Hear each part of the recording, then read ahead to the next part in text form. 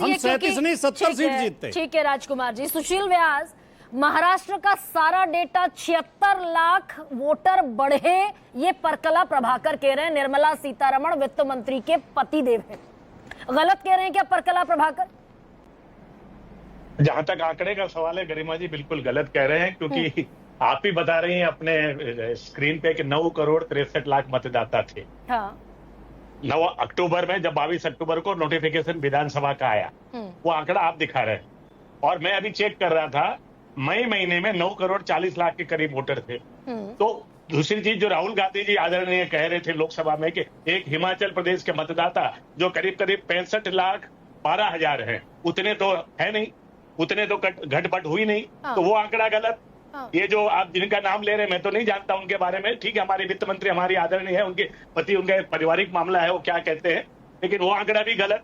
अब सवाल जो जैसे रोहन जी कह रहे थे कि फॉर्म नंबर 6 और फॉर्म नंबर 7 एडिशन डिलीशन का होता है, उसकी जांच होती है।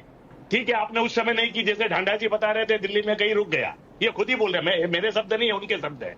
अब उसके बाद एक जब नोटिफिकेशन आता है, उसके पहले ड्राफ्ट इलेक्ट्रोल रोल आता है। वो क्यों आता है? ड्राफ्ट इलेक्ट्रोल रोल क्यों आता है? मतदाता को अपना नाम चेक करने के लिए, और अगर कोई गलत उसमें से नाम कट गया है, जुड़ गया, तो उसकी चैलेंज करने के लिए। मैं बहुत आदर के साथ पूछना चाहता हूं, राहुल जी आज लोकसभा में खड़े होकर बोल रहे हैं, तो उनके जो स्थानीय नेता थे या उनका संगठन था, वो अक्टूबर में क्या कर रहा था महाराष्ट्र में? एक एक चुनाव क्षेत्र में, विधानसभा में क्यों नहीं उन्होंने एडिशन डिलीशन की ऑब्जेक्शन लगाई? लेकिन ये तो इलेक्शन, ये तो हमारे फॉर्मर इलेक्शन कमिश्नर्स भी मान रहे हैं सुशील व्यास कि भाई जो 5:30 बजे वोटिंग खत्म होने पर 58.22%, पहली बात तो ये, फिर 11:30 बजे ये बढ़कर हो गया 65%, और काउंटिंग वाले दिन ये बढ़कर हो गया 67%।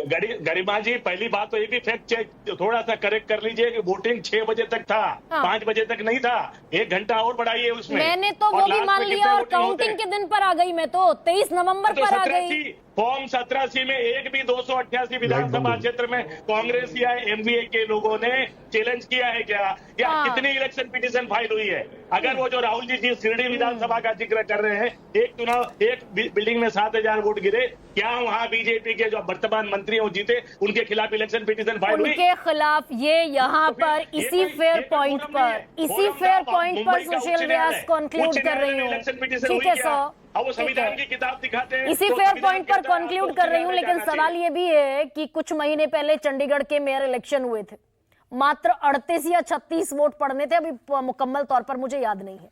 अनिल मसीह को प्रिसाइडिंग ऑफिसर बनाया गया था, बाकायदा कैमरे के सामने अनिल मसीह डीफेस करते हुए बैलेट पेपर को पाए गए थे, और सुप्रीम कोर्ट ने कहा था कि लोकतंत्र का इससे बड़ा मजाक नहीं हो सकता। तो 38 वोटों के चुनाव में अगर ये धांधलेबाजी हो सकती है, तो बाकी धांधलियों की भी गुंजाइश बनती है, और ओनस इस देश की सबसे ताकतवर संस्था चुनाव आयोग पर आता है, जैसा कि डॉक्टर SY कुरैशी कह रहे थे। भाई ट्रांसपेरेंसी के साथ जारी कर दीजिए सारे आंकड़े, खेल खत्म हो जाएगा विपक्षियों का भी। सबसे बड़ा सवाल में इतना। सबसे